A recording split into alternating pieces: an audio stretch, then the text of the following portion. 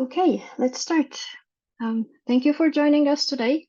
Today we are having the third webinar of our project, Applied EU Taxonomy, the case of district heating, which is looking into the impacts of EU Taxonomy regulation in district heating investments. The project is funded by Vinnova, Sweden's innovation agency. And today, Tobias Popovic and Sebastian Schütze is joining me from Steinbeis Management. Tobias is also a professor in Hochschule für Technik Stuttgart, and Sebastian is a sustainability finance expert in Fraunhofer. And I, Burcu Nutruk, will be your facilitator and also will present some parts in the in our webinar. I'm the project coordinator and also an energy systems analyst through Swedish Environmental Agency side.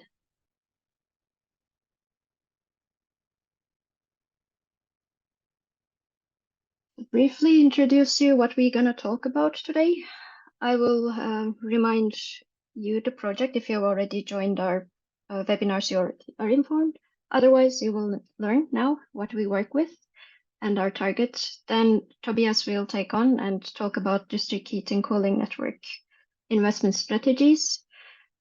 Sebastian will inform us on green bonds and taxonomy alignment. I will be talking about energy systems modeling and how investors can benefit from it. We'll give you a brief intro on the next steps in the project, and we will, of course, have a Q&A session where you can raise your concerns and comments.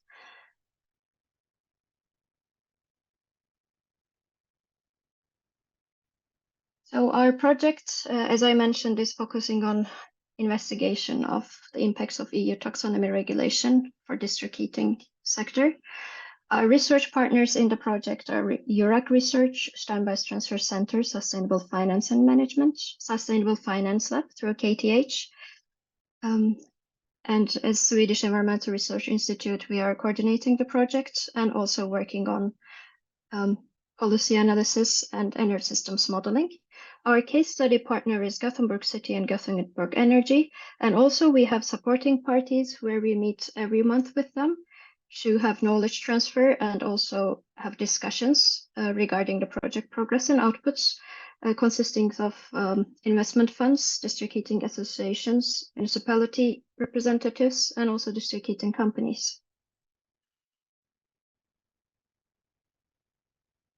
So we are targeting to understand the impact of EU taxonomy on district heating companies with this project. As you are also aware that this was something new when we started, but the uncertainties are remaining. We are doing that through understanding the regulation and the connected regulations and directives. We are doing energy systems modeling to see the techno-economic impact of this regulation, if there is any, on investments, to see if EU taxonomy is really impacting the investment decisions or will be impacting the investment decisions or not, which will allow us to understand the full risk picture of an investment project, hopefully. I will give the floor to Tobias now, who will be talking about the investment strategies in green investments. Yeah, thank you very much, Burcu, for the introduction and also for the outline. I hope that I will be able to also control the slides. Let me just check whether it works. No, actually, I'm not able yet to. Oh, now it should work. Right. Okay. Thank you. So first of all, I would like to kind of provide you about the bigger picture, how a generative investment process into district heating and cooling networks might work, and how the regulatory environment, especially the European Action Plan, comes in and tries to support redirecting the capital flows towards sustainable infrastructures, and in particular, as we are talking today about district heating in exactly these networks. So first of all, the starting point is the 1.5 degree objective, which was agreed on in the Paris Agreement a couple of years ago that basically set the framework for the European Action Plan on Financing Sustainable Growth, where the taxonomy is one of 10 packages consisting or contributing to the European Action Plan.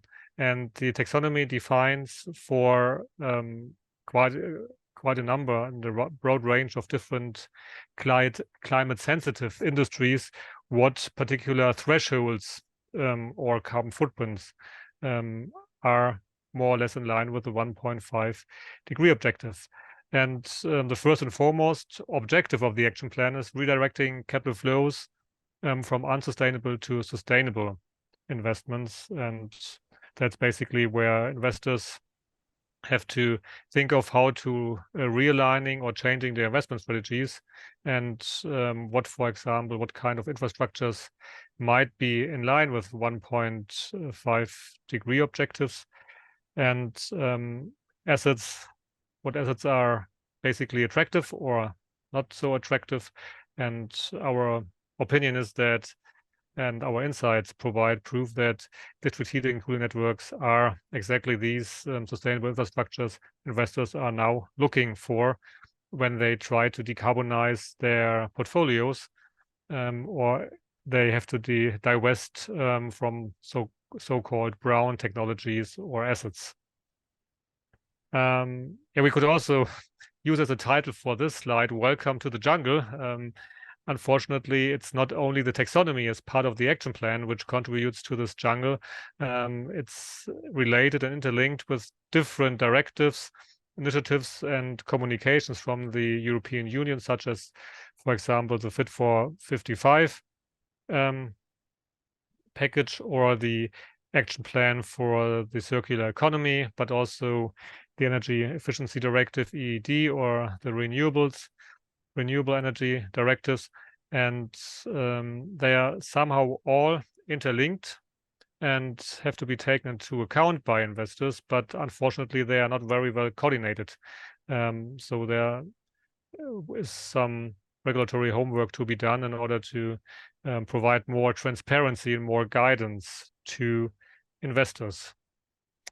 So what are the dimensions investors are thinking of when they start their investment making decision process? It's the well-known magic triangle: return, risk, and liquidity, of course, which provides the basis.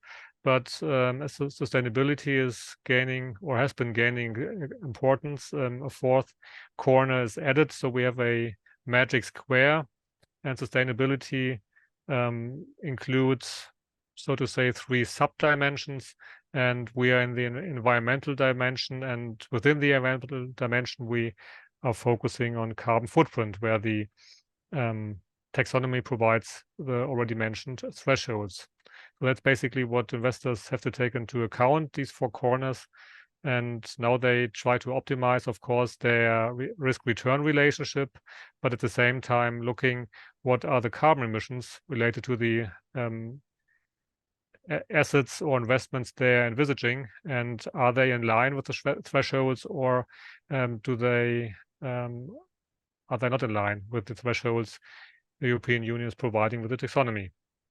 Having said that, in principle, we have a couple of different investment strategies investors, depending on what kind of investors they are, can choose from when they want to go into these projects. And as you see at the bottom, the projects themselves, be it greenfield or brownfield projects, they are also regulated by the EED and the RED, as already mentioned before when I talked about the jungle. But there are more reporting requirements from the regulatory side when it comes to the financial institutions. For example, the Corporate Sustainability Reporting Directive, the Sustainable Finance Disclosure Regulation, and, for example, linked to the CSRD, the European Sustainability Reporting Standards, and they are all regulating basically where what financial institutions have to report on when they are writing, for example, their own sustainability report, or when they provide information about their investment products.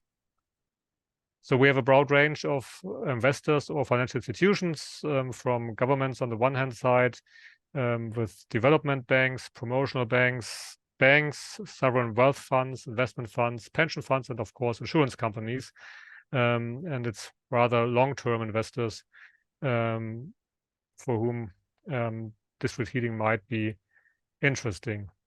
Financing instruments they might use when investing in district heating, of course, is equity, mezzanine, debt, and in particular with debt they have different types to choose from. For example, conventional bonds, loans, or bonded loans. The same is true for green ones or ESG-linked products, where the financing conditions, the pricing, and so on is linked to the achievement of particular sustainability-related objectives, like, for example, carbon footprint. Then we have, as a rather new species, but also gaining importance, European long-term infrastructure investment funds. Then blended finance approaches, where we think lies huge potential in mobilizing private capital from financial markets when, for example, governments jump in and provide or take the first loss pieces or provide guarantees, which in turn then would optimize the risk and return relationship for private investors and making district heating, for example, for them more attractive. Just a brief remark on that. In the next couple of days in the Smart Energy journal will be an article published that we wrote about blended finance in the different projects. And of course, infrastructure funds and private-public partnerships are also possibilities to invest in district heating. And once again, concerning the financing instruments, also the regulatory frameworks come into play. For example, Article 6, 8, and 9 for the classification of investment funds, but also the green bond standard. And Sebastian, when he will focus on green bonds, will provide some more information on this issue. So investors, for example, could directly invest by buying into a municipal utility. In Germany, it's the so-called Stadtwerke. For example, they could buy, if the municipal utilities and the municipalities are open for that, in equity, for example, but they could also provide loans and so on. The same would be true for the municipality, but in that case, of course, equity is not an option, but rather funding. And in the particular case of Denmark, I think we have a role model for entire Europe. It's called KommuneKredit, and that's basically a platform which is issuing green bonds for all of the municipalities of Denmark, and then it's channeling the money that is raised on financial markets, channeling to the municipalities, and they can use it for financing the district heating projects. Then, for example, also there's the opportunity to buy green bonds or equity from large utilities like E.ON, like EDF. There are a lot of large utilities around that are issuing green bonds, and Sebastian will touch the case of E.ON briefly in his part of the presentation. That's an option. And also, for example, energy cooperatives are an option to finance district heating projects, but due to their specific corporate governance and the fact that their shares are not traded on financial markets, it's a bit more restrictive to invest in this kind of structure. And of course, last but not least, investors could also directly invest in projects. For example, if they are set up in a project finance structure, then of course investors are also free to invest their money, and there are some specialized investment funds around that already start investing in the early stage, like in the planning stage of the strategic network investments and projects. All right, and that's the point where I will now hand over to Sebastian and his explanations. Yeah, thank you, Tobias. So I have to check if I can go through the slides myself. Not yet. No, I can. Okay, fine. So yeah, I will go a bit deeper in the taxonomy part. So with this slide, I want to bring you to the same level if you're not so deep in the taxonomy yet. So the European taxonomy brings definition and rules for economic activities in the European Union to when they defined green or sustainable.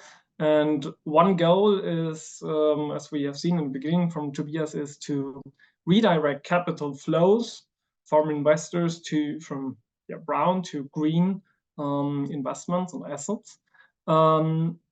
And so the taxonomy has this 4-step process to check if an economic activity is sustainable.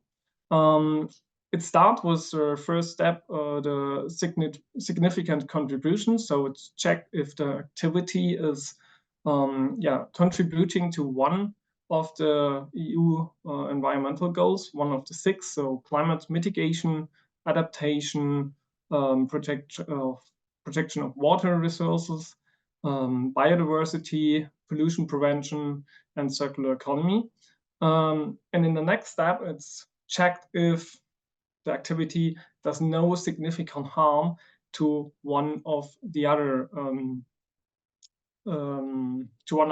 objectives or environmental goals. So it doesn't help the planet if you have one goal but harm the other. Yeah. In the third step, it's checked if the activity is in compliance with minimum social safeguards. So, for example, the UN guiding principles on businesses and human rights. And then in the last step, it's checked about compliance with the technical screening criteria. So from a technical view, if the taxonomy is sustainable from technical numbers. So it goes like to this funnel to bring to the goal to be net zero by 2050 as European Union. And so it brings together, as I said, economic activities and investments. And of course, investors want to know if they want to finance green activities, if they are taxonomy aligned, so green in European Union. And that's what you can check with this kind of process. So let's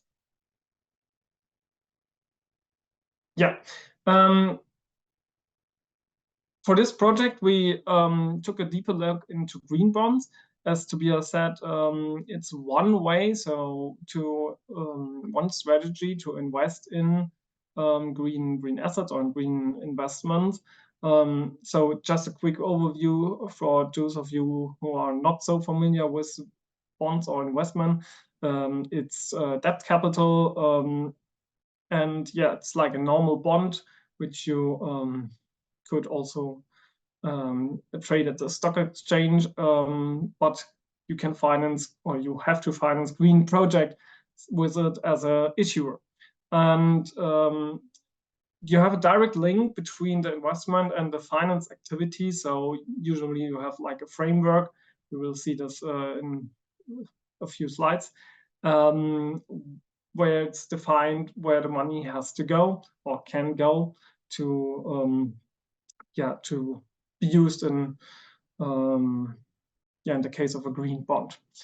There are standards like the ICMA green bonds principles, or the just end of the year, last year published European Green Bond Standard.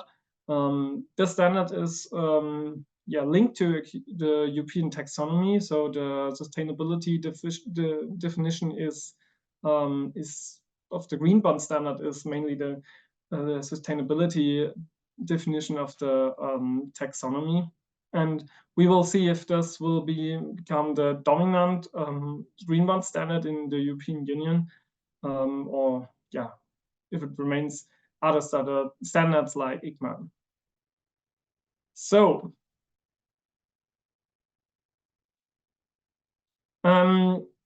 we had a look into 2 examples. Here you see one company, so utility E.ON, and the other one is the city of Gothenburg, so a municipality. And we will take a deeper look into these 2. First one, E.ON. So what you can see here, the screenshot is the E.ON Green Bond framework. So they have a framework where they define what can be financed with their green bond portfolio, and their climate target of E.ON is to be carbon neutral, not even by 2050, but already at 2040, and that is with scope 1, 2, and 3 emissions, so direct and indirect emissions. And the framework is aligned with ICMA standard and also with EU Taxonomy, and it's from end of 2021. They updated recently, or say they updated. I think the version before was 2029. So have a look in it. Here you can see, I hope your screen is big enough to read it, but here you can see the project or categories where E.ON can finance with green bonds. So that's, for example, electricity networks, of course, renewable energy, and the category where I highlighted district heating is energy efficiency. And you see also the UN SDGs, which are supported with the activities and the NACE codes in the last one. So that's the project where the money project or where the money can potentially go from framework side. And now we are looking into the reporting side, because if you use a green bond and you report, you have to report about the proceed of the money. So you have to inform or report to the public and the investors where the money goes. And that is E.ON doing in the green bond reporting. So there's an extra reporting for this. Here we see the one for 2022. I just realized this morning that they already published today or in the last days the one for 2023. But for preparation, we used that one was the 2022 one. And you see the overview of the green bonds they issued in 2022. And you also see on a really easy level the use of proceeds on category level. So you can see on the right-hand side the green activities they financed with that, and also the balance sheet value. And you see also it's all in the climate mitigation environmental goal. So every activity is in that. What you also can see then is the impact reporting, what they do. It's also really short reporting, so you can see the avoided emissions, for example, and the amount of power they generated or something like that. But that is on a very high level, I would say. And so we come to the conclusions of this reporting. you cannot find the use of proceeds reporting in this kind of report on bond level. So you will not find that you can finance a district heating project, for example, with bond A, and other renewable project with bond B. You just have this reporting about on general level, and this reporting about categories. Further reporting also about taxonomy impact is then done in the annual report. So we will have a look into that on the next slides. Yeah, that's how the annual report is looking like. So it's an integrated report. That means that the economic reporting and the sustainability reporting is integrated into one report for 2022. And I just took a few screenshots. So they have to report about 3 categories: the investment, and yeah, you see what is taxonomy aligned, what's not aligned, what's eligible, and see this for investment, for operating expenses, so OPEX, and you also see that for revenues. And so that's for that you have to go to the annual report. And what you also can find is another slide. Is like it's really small, but I will zoom in for you. Are the economic activities of the taxonomy, and I picked out the district heating ones. So for taxonomy aligned or eligible and not taxonomy aligned, and there you can see not every district heating activity yet is taxonomy aligned or eligible for from E.ON, and that's on taxonomy level reporting what you can read out of the report. So then we have the second example, the city of Gothenburg. Gothenburg was the first city in the world who issued a green bond more than 10 years ago in 2013. They also have a framework like E.ON, where which is aligned with ICMA standard and European taxonomy, and where they define the project categories where the money can go. So that is really similar. So I directly jump into the reporting, and what you can see here is also some slides and numbers. You can see the green bonds the city issued, and you also see where the money goes on category level, but a bit nicer. You can and you see some projects, what we will see on the next slide. So there's some reporting about examples of projects where money is going. 2 examples here, and you see some explanations, and also how much money is going into that. But you also have the same situation. You don't see bond A is financing a special project. So that's not possible in this constellation of a municipality or company which is having a lot of green bonds. And what also is really nice that you have, that's really small now maybe, but you have an overview of all the projects, and also the categories where they're in and what kind of environmental goal they're supporting of, and how much money is going into it.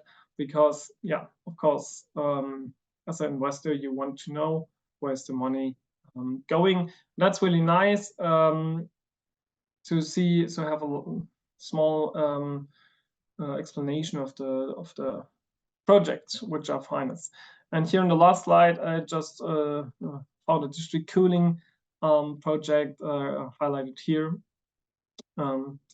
So the difference of the two examples maybe is that you here have a little bit, so the reporting is similar, but you have a little bit more detailed information about the project which are financed. So it's not like a black box where you're giving money to a company or municipality and then just see on a really high level where's the money going. So, and with that, I hand over to Bushu. Thank you, Sebastian. I will just take the control of the screen. Great. So today I will continue with energy systems modeling, but only looking into what investors can take out of it. So if you would like to get more information about the type of model we developed, why we developed it that way, and also the details on what we included in terms of taxonomy factors, please refer to our second webinar or just reach out to us. We are very happy to inform you. On that, also,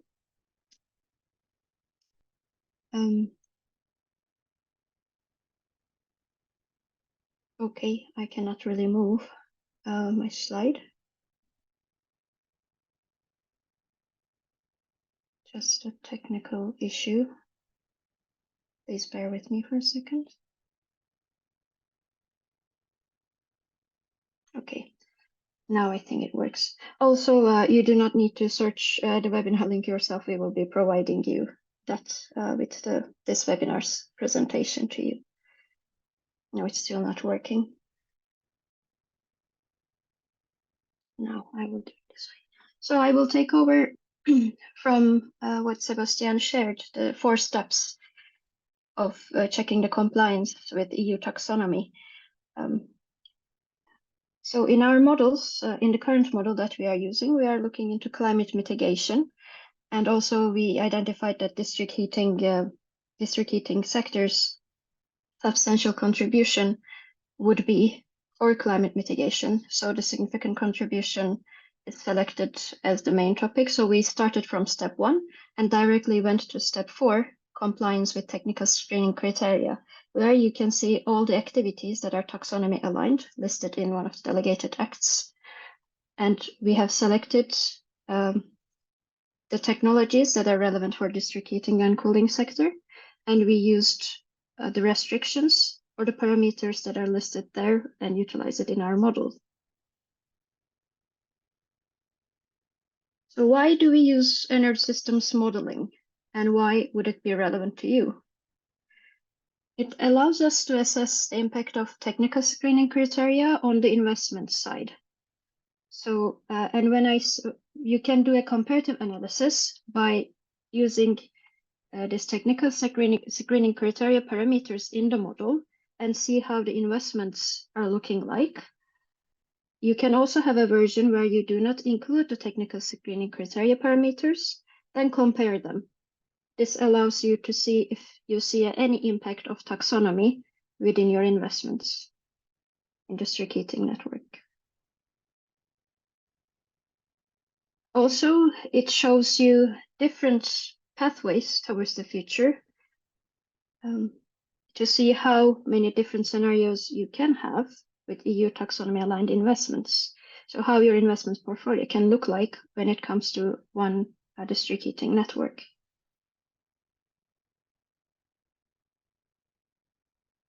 And also it allows you to evaluate the alignment of your investment plans with EU taxonomy.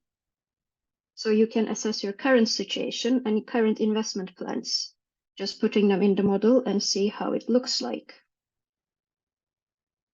So there are 3 different ways that you can use energy systems modeling that we developed. And how do we do that? Actually, in a very simplified manner, I will tell you how we included the taxonomy factors and what are the parts of the model looking like and what outputs you can get out of it. So first, we are describing the existing energy system of a region Could be a city, could be a district, could be a country. In this case, we are modeling a city's district heating system.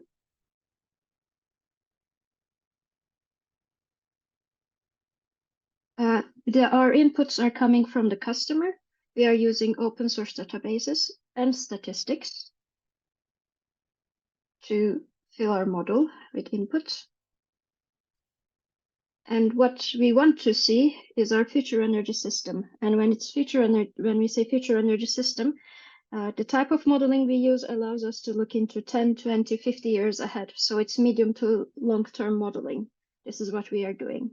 So we can project to 20 years, but of course you are able to see your investments in each year or every 5th year, depending on your needs. You can change these parameters. And to go to our future energy system, what we are including in this model is several different investment options that we are keeping as generic as possible using technology databases.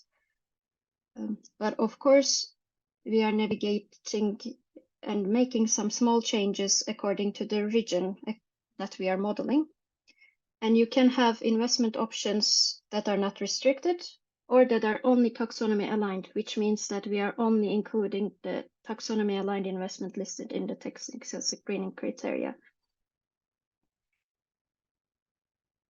Then in this taxonomy aligned version of investments, we of course include the parameters that are required. And in addition to that, as in taxonomy regulation, you see a lot of referrals to different directives. In our case, for district heating sector, we see the most relevant is Energy Efficiency Directive. So we use the definition of highly efficient district heating system, and we included it as a factor that is showing taxonomy alignment. Also, we are including emissions to assess the environmental impact of the investments. And it is not only the emissions from the fuel use, but also whatever technology that you invest in, there is upstream emissions, meaning emissions coming from the generation of those units. We are including them as well within the model for the model to calculate.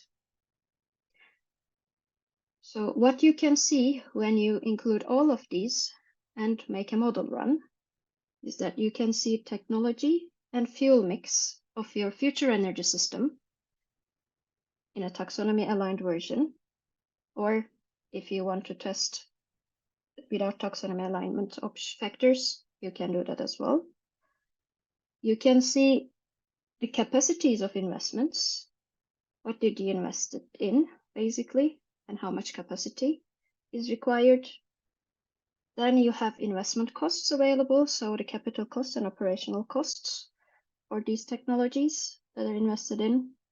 And you can assess the environmental impact of these investments as a whole system.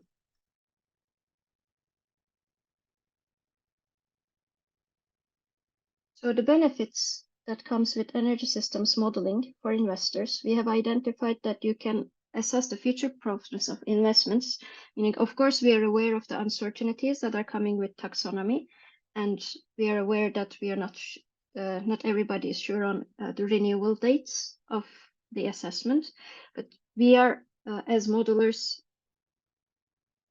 following those and upgrading our models accordingly. So you can see from this year to next 40, 50 years how your investment portfolio will be looking like. So this allows you the future proofness part. Then also it helps you to make informed decisions by understanding the taxonomy alignment of your assets and also gaining insights into future taxonomy compliant investments, meaning that if you make a model run with taxonomy alignment factors, then of course your investments will be taxonomy aligned, and you can see the restrictions and the cost around those model runs. So we can switch to our Q&A session.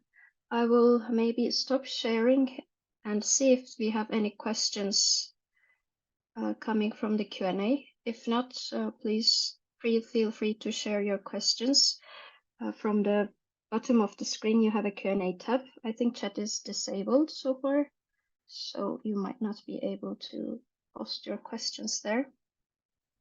And Christina Lignerud joined for the Q&A session as well. She is also from the Swedish Environmental Research Institute site, for the ones who do not know her. Also a professor in Lund University as well. We will see if we have questions to Tobias and Sebastian, or any question regarding energy systems modeling. We can wait for a couple of minutes. For that one.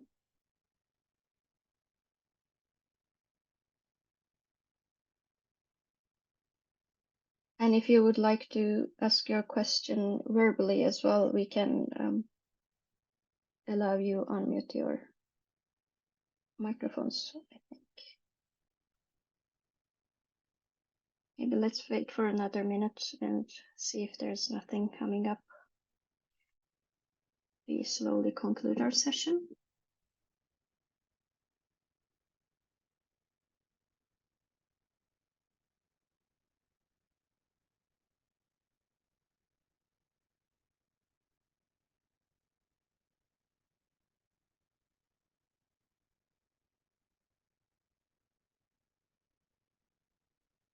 Maybe we can just move forward with the presentation then, and if any question comes in the end, we can take it for sure.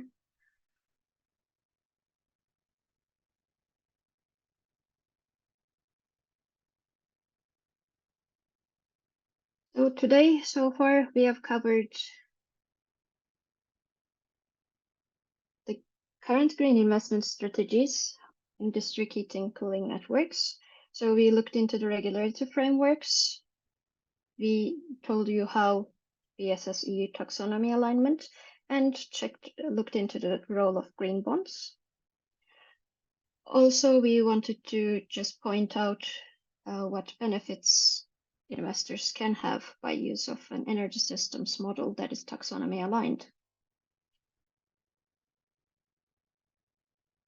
And the next steps is that we will be finalizing our modeling work with our real case study. And in the next webinar, we will be showing you results from that. Also giving, again, a bit more detail as refreshment on the model itself. And in addition to that, we will be looking, of course, assessing it through an investor's perspective as well, the results and what it can change for an investor if you use an energy systems model, and also the work that is been done with going through the regulations, obviously. If you have any questions to us regarding investments, you can reach us all, Tobias, Sebastian, or me. And related to project, if you have any questions or any questions regarding the energy systems model specifically, please feel free to reach out to me through my email address that you can see on the screen. I will remain here for some more seconds if you would like to take notes. But as I said, since you joined, you will be having access to the presentation, and also we will share our emails as well. And if you would like to follow the project updates, please use the QR code. This is our LinkedIn page, where we inform you about the upcoming webinars and also any related updates on the project.